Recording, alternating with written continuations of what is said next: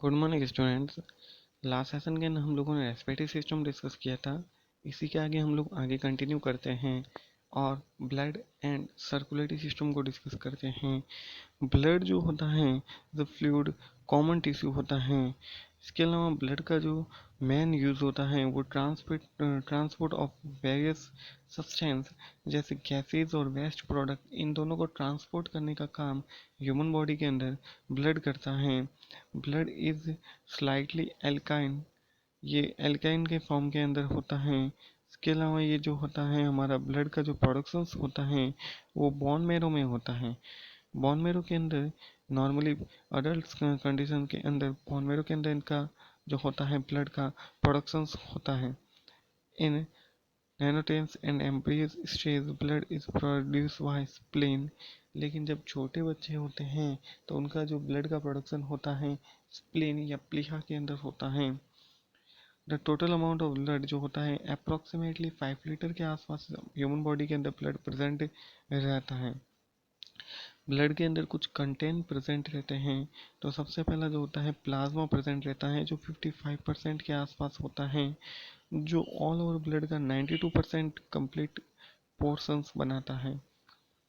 इसके अंदर composed of water and rest is compound of organic and inorganic substance.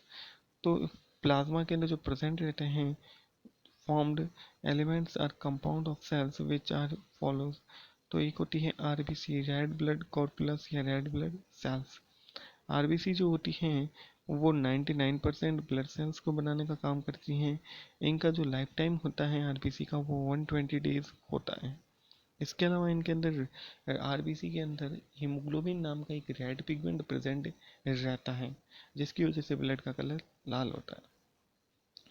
इसी के आगे जो अगली आती है वो आती है हमारी डब्ल्यूबीसी। डब्ल्यूबीसी जो होती है इसको वाइट ब्लड सेल्स या वाइट ब्लड कार्पुलस कहा जाता है। There are colourable as haemoglobin is absent। They provide immunity provide करने का काम करती है।